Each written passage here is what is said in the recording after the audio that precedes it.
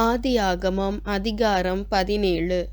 9 பகுதிகளாக இந்த அதிகாரத்தை நாம் தியானிக்கலாம். 1. சர்வ வல்லவரின் உடன்படிக்கை. 2. சர்வ வல்லவருக்கும் ஆபிராமுக்குமான உடன்படிக்கை. 3. சர்வ வல்லவருக்கும் ஆபிராமுக்குமான உடன்படிக்கையின் நிபந்தனை. 4. சர்வ வல்லவருக்கும் ஆபிராமின் சந்ததிக்குமான உடன்படிக்கை. 5. மாம்சத்தின் விருத்த சேதனம் உடன்படிக்கையின் அடையாளம். 6. ஆவியின் விருத்த சேதனம். 7. சாராயின் பெயர் மாற்றம். 8.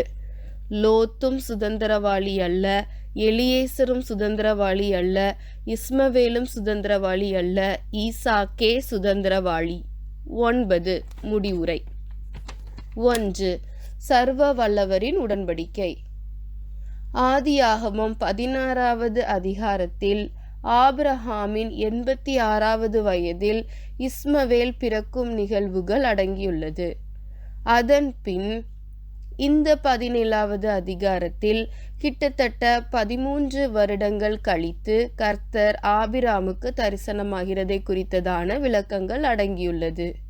இது ஆபிராமுக்கும் கர்த்தருக்கும் இடையேயான 4வது சந்திப்பு. உடன்படிக்கையை ஏற்படுத்துகிறேன் என இந்த சந்திப்பில் முதன்முறை கர்த்தர் ஆபிராமுடன் கூறுகிறார்.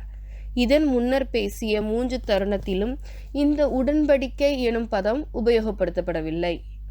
3வது சந்திப்பில் வார்த்தையாக வெளிப்பட்ட கர்த்தர் இந்த 4வது சந்திப்பில் சர்வ வல்லவராக வெளிப்படுகிறார். 2. ஆபிராமுக்கும் சர்வ வல்லவருக்குமான உடன்படிக்கை. 1 முதல் 8 வரையேயான வசனங்கள் உடன்படிக்கையின் சாராம்சத்தை விளக்குகின்றன. முதல் பகுதியில் சர்வ வல்லவருக்கும் ஆபிராமுக்கும் இடையேயான 5 உடன்படிக்கைகள் உள்ளடங்கியுள்ளது. அவையாவன: 1. ஆபிராம் திரளான ஜாதிகளுக்கு தகப்பனாவார். 2. உயர்ந்த தகப்பன் என அர்த்தம் கொள்ளும் ஆபிராமின் பெயர் திரளான ஜாதிகளுக்கு தகப்பன் எனும் அர்த்தம் கொள்ளும் ஆபிரகாம் என கர்த்தரால் மாற்றப்பட்டது. 3. ஆபிரகாம் அதிகமாய் பழுகுவார். 4. ஆபிரகாமிலே ஜாதிகள் தோன்றும். 5. ஆபிரகாமிடத்திலிருந்து ராஜாக்கள் தோன்றுவார்கள். 3. ஆபிராமுக்கும் சர்வ வல்லவருக்குமான உடன்படிக்கையின் நிபந்தனை. மேற்சொல்லிய 5 உடன்படிக்கையின் 2 நிபந்தனைகள் முதல் வசனத்தில் சொல்லப்பட்டுள்ளது. 1. நீ எனக்கு முன்பாக நடந்து கொள். 2. உத்தமனாயிரு. கர்த்தருக்கு முன்பாக நடந்து கொள்வது என்றால் என்ன? ஆராய்ந்து பார்ப்போமானால் உபாகமம் 10வது அதிகாரம் 8வது வசனம், உபாகமம் 18வது அதிகாரம் 7வது வசனம், நியாயாதிபதிகள் 20வது அதிகாரம் 28வது வசனம், எசேக்கியேல் 44வது அதிகாரம் 15வது வசனம் என இந்த வசனங்களில் கர்த்தருக்கு முன்பாக நிற்றல் என்பது அவரால் அங்கீகரிக்கப்பட்ட ஒழுங்கின் முறையோடு ஆசாரியனைப் போல அவருக்கு ஆராதனை செய்வது என்று விளக்கப்பட்டுள்ளது. எடுத்துக்காட்டாக, ஒரு பள்ளியில் அங்கீகரிக்கப்பட்ட சில ஒழுங்குமுறைகள் இருக்கும். அதற்கு உட்பட்டே அதில் மாணவர்கள் தங்களுக்கான தகுதிக்கேற்ற வகுப்பின் தரவரிசைப்படுத்தப்படுவர். அதேபோல் கர்த்தருக்கு முன்பாக நடந்து கொள்வதென்பதும் ஒழுங்கிற்குட்பட்ட பக்தியின் வெளிப்பாடாகும். உத்தமனாயிரு என்ற வார்த்தைக்கான ஆங்கில மொழிபதிப்பு blameless, perfect என 2 வார்த்தைகளால் குறிப்பிடப்படுகிறது. இந்த வார்த்தைக்கான எபிரேய பதம் தமீம் என்பதாகும். தமீம் என்பது முழுமையானது என பொருள்படும். எனவே உத்தமம் என்பதை முழுமையான, குறைவற்ற என எடுத்துக்கொள்ளலாம். இந்த தமீம் எனும் வார்த்தையை தாவீது 2 சாமுவேல் 22வது அதிகாரம் 24, 25 வசனங்களில் உபயோகப்படுத்துகிறார். கர்த்தர் சவுல் மற்றும் சத்துருக்களுக்கு தாவீதை விலக்கி காத்தபோது தாவீது பாடின பாடலின் ஒரு பகுதி இந்த வசனங்கள். மேலும் முழுமையான குறைவற்ற பலிகள்தான் கர்த்தருக்கு படைக்கப்பட வேண்டும் என்று நியாயப்பிரமாணத்தில் கர்த்தர் கட்டளையிட்டார். எனவே உத்தமமாயிருத்தல் என்பது நம்மை குறைவற்ற முழுமையான பலியாக கர்த்தருக்கு ஒப்புவிக்க வேண்டும் என்று பொருள்படும். 4. சர்வ வல்லவருக்கும் ஆபிராமின் சந்ததிக்குமான உடன்படிக்கை. 7 மற்றும் 8 வசனங்களில் ஆபிரகாமுக்கும் அவன் பின் வரும் அவன் சந்ததிகளுக்குமான கர்த்தரின் உடன்படிக்கையை வாசிக்கலாம். அந்த உடன்படிக்கை கானான் சுதந்திரமாக கொடுக்கப்படும். மேலும் கர்த்தர் ஆபிரகாமின் சந்ததியின் தேவனாய் இருப்பார் என்பதே. இது ஒரு மேலான பாக்கியம் அல்லவா? இதை பரலோக ராஜ்யத்தின் உடன்படிக்கை என்றும் எடுத்துக்கொள்ளலாம். நித்திய காலமாய் நாம் அவரை பரலோக ராஜ்யத்தில் ஆராதிக்க அவர் அங்கே தேவனாயிருப்பார் என்று பொருள்படும். மேலும் இந்த உடன்படிக்கை ஆபிராமுக்கு கர்த்தர் கொடுத்த 2 நிபந்தனைகளையும் உள்ளடக்கியது. நாம் அந்த நிபந்தனைகளுக்குட்பட்ட வாழ்வு வாழும்போது கர்த்தர் இந்த மேலான பரம கானானின் உடன்படிக்கையின் ஆசீர்வாதத்தை கொடுத்து நம்மை ஆசீர்வதிப்பார். 5. மாம்சத்தின் விருத்த சேதனம் உடன்படிக்கையின் அடையாளம். ஆண் பிள்ளைகளின் நுனித்தோலின் மாம்சம் விருத்த சேதனம் பண்ணப்பட வேண்டும். இது உடன்படிக்கையின் அடையாளம். விருத்த சேதனம் பண்ணப்படாத ஆத்துமா தன் ஜனத்தில் ஆசீர்வாதத்தோடு பங்கு பெறாமல் அறுப்புண்டு போவான்.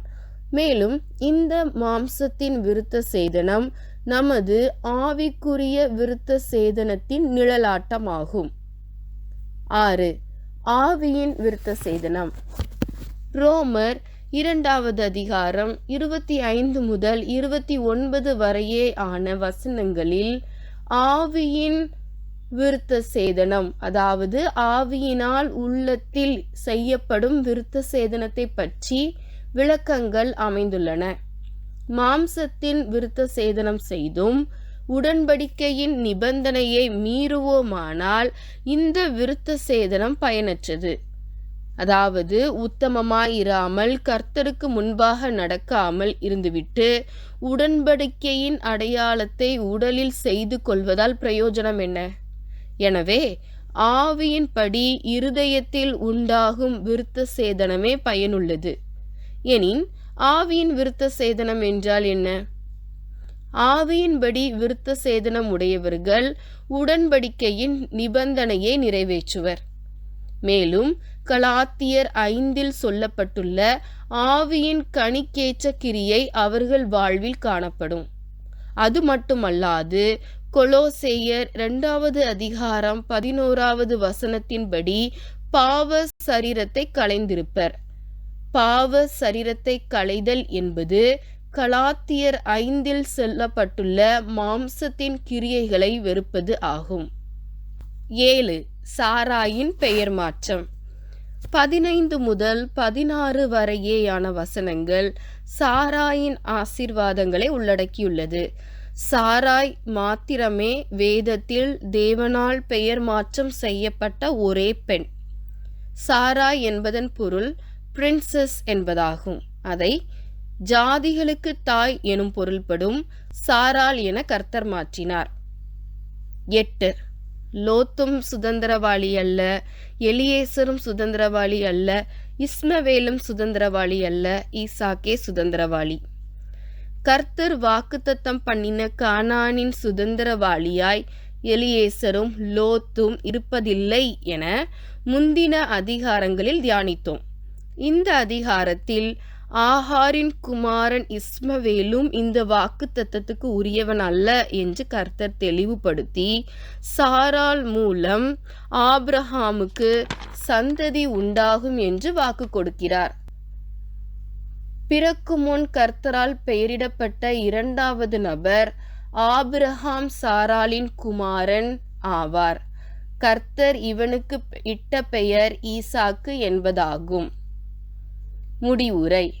இஸ்மவேலுக்கான ஆசீர்வாதத்தையும் ஆபிரகாமும் அவனோடு அனைத்து ஆண் மக்களும் விருத்த சேதனம் பண்ணப்படுதலையும் இந்த அதிகாரத்தின் கடைசி பகுதி விளக்குகிறது. ஜெபிப்போமா. அன்பின் பிதாவே, ஆவியினால் உள்ளத்தில் செய்யப்படும் விருத்த சேதனத்துக்குரியவர்களாக நாங்கள் இருக்கிறோமா என்று ஆராய்ந்து பார்க்கிறோம். பாவ சரீரத்தை களைந்திருக்கிறோமா, மாம்சத்தின் கிரியையை விட்டு விலகி இருக்கிறோமா என்று ஆராய்ந்து பார்க்கிறோம். ஆவிக்கேற்ற கிரியை எங்களிடத்தில் காணப்படுகிறதா என்று ஆராய்ந்து பார்க்கிறோம். ஒருவேளை இவற்றில் குறைவு இருக்குமேயானால் பரிசுத்த ஆவியானவர் எங்களை சகல பரிபூரணத்திற்குள்ளும் நிறைவுக்குள்ளும் வழிநடத்தி ஆசீர்வதிப்பாராக. எங்கள் பாவ மனுஷனை களைந்து போட்டு ஆவிக்குரிய விருத்த சேதனமாகிய ஆவியின் கனிகளை எங்களுடைய வாழ்க்கையில் பிரதிபலிக்க எங்களுக்கு கிருபை தாரும். நீர் எங்களுக்கு வாக்கு கொடுத்திருக்கிற பரம கானானில் நுழைவதற்கு எங்களை தகுதிப்படுத்தும். இயேசுவின் மூலம் ஜெபிக்கிறோம் நல்ல பிதாவே. ஆமேன்.